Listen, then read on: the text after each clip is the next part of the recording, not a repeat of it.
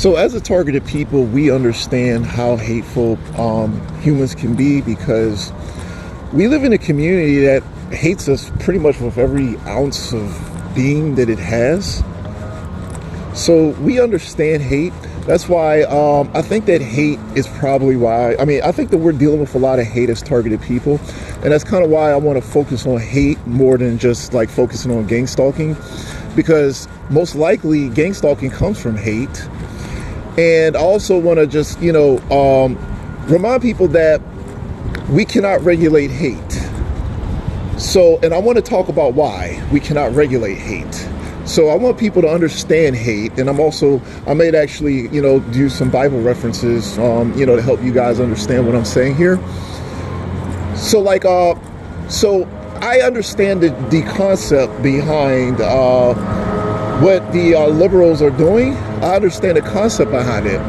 So I think that, I understand the message, not the concept. I want to say I understand the overall message that they're putting out in the world. So I think that what the liberals are doing at this point is they're saying that hate is dangerous, therefore we should just make it so that people can't spread hate. And that seems to make sense on the surface. That's why a lot of people hop on board and they say, yeah, well, that makes sense. And we're good people. We're trying to stop hatred by censoring people's speech. These people don't understand where the hate comes from. They don't understand where the hate comes from. It's a spiritual thing. They don't understand the spiritual nature of hate. So they think that they can use legislation in order to curb hate, and they're not actually addressing the underlying issues that created the hate in the first place. So, and I'm going to talk about why you cannot regulate hate. You cannot regulate hate because you're not actually treating the disease. You're treating the symptoms. So we're saying that if I were to go out into the world and tell people they hate this one group, that I would be like the catalyst that created the hate, when the hate was always in the person who hated. That was always in them, and it was in them on the spiritual level. So they used what I said as an excuse, or I gave them a scapegoat for their own, for their own demons. These will be horrible, evil people already, and I just rile them up or get them to focus that hate the way I want them to focus it. We dealt with this back in the early, in the 60s and stuff, people will be lynching people and all this craziness, right? And that has nothing to do with the Bible. The Bible is basically the exact opposite. So if you're with God, you're not going to be hateful, or at the very least, you're not going to be out there hanging people and stoning them or beating them or kicking them in their head, or attacking them or harassing them, because spiritually it's not your nature to do that. That's why I was Jesus did not teach that. So I don't know why people assume that Christianity is about hate. And these will be people who literally have no spiritual awareness at all, and they're completely ignorant people.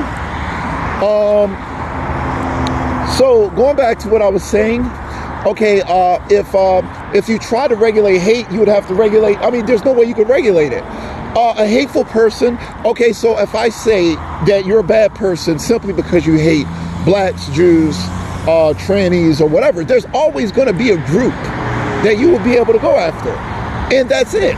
So you couldn't really stop me from not hating people at all. How many groups are there in the world? Any group could fall victim to hate. So you say you can't hate people for race. Well, what if you can hate them for socioeconomic standing? So they'll go to that. These people are hateful people, and they will find a group to hate. And there's nothing that you could possibly do that would stop them from doing that. These are hateful people. Hate comes from hateful people.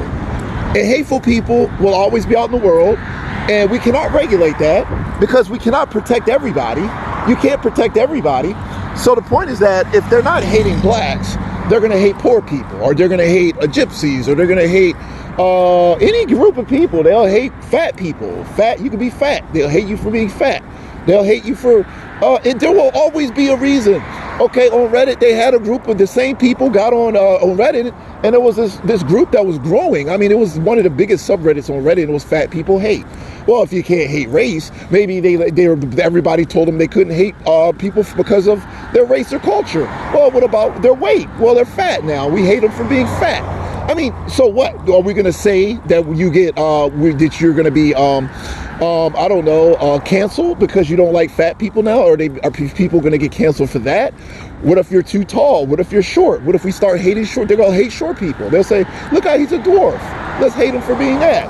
And then we say, well, we're canceling you for being short. We'll cancel you for having weird looking eyes. We'll cancel you for being handicapped. I mean, the list just continues to go on and on until it gets ridiculous. It'll just be the point, because the hateful people will keep jumping from group to group until they find a group that they're allowed to hate. We'll hate people for doing things that we don't like. We remember Cecil the lion. The guy killed him, and everybody hated him. I mean, he killed a lion. Well, what about people who game hunt? We'll hate them. I mean, you know, we'll hate them. We didn't like the fact that he kills our favorite lion, Cecil the lion. We killed him, so we hate him. I mean, then we'll hate all poachers. It makes sense they hate poachers. What if we hate people who game hunt, period? I mean, it'll be that group. It'll always be a group. So what? We cancel people who do not like people who sport hunt or hunters or anything. You see these people, you see what they're doing? Like, it's ridiculous. That's why I was like, you cannot regulate hate. You have to treat the person who hates. Treat them spiritually, because these will be spiritually corrupted people. Outside of us, we're fighting gang stalkers. We're fighting dark forces. So under normal circumstances, there would be no hate in our lives. These people inserted in our lives, and we're fighting them. So we're excluded from that, but we still shouldn't hate. I'm just saying, like, if I were to lash out at a certain group of people, I'm really lashing out at gang stalkers or the community at whole, not the actual group of people. That's why I don't go after them. Like, I don't retaliate. And if I did retaliate, it wouldn't be towards a particular group of people. It would be towards gang stalkers, period. But this is not about me. I'm just saying, I'm talking about the message that's being put out in the world. You cannot regulate hate. But at the same time, we should not be hateful. But cancel culture is, I don't know what they're trying to accomplish. So if you wanted to do the cancel culture thing, you have to treat hateful people and makes them not hateful. And I don't think you can really do that by canceling them. If anything, they're just going to get angry that you did that to them and hate even more, because then they're going to feel like they were mistreated. And that's going to actually increase the hate. They're going to be more hateful because then you just violated their rights, their civil rights, and it makes them even more hateful. If I went out and canceled somebody and they thought I was being unfair to them, they would be even more hateful because I just treated them unfairly. So that actually increases the hate and increases the resentment. They might blame the group of people that they hated for the fact that they were treated unfairly, which will make them even more hateful. So how does that work? You think that if I wrongfully did something to somebody and it wasn't fair, and they thought I was treating them unfairly, and they were a hateful person to begin with, and now I'm treating them unfairly, wouldn't they just be more hateful? Wouldn't I kind of have made them right? Like, it's kind of like I'm reaffirming their hate. I'm reaffirming it now. Now I'm saying, well, it makes sense for you to hate me and my people because we just wronged you. We cheated you. We denied you your civil rights or something along those lines. So I'm actually increasing the hate. So that is the wrong approach. This clap down and punish people thing is the wrong approach. And it goes against God's teachings. It's the wrong approach. Cancel culture is about people punishing people for things they don't like, and that's the wrong approach.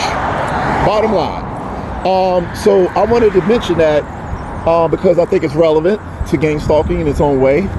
And I'm going to kind of just deviate from the gang stalking narrative a little bit because I think I've just covered it to the point where I can't really do much else with it. So with that said, let me go ahead and close.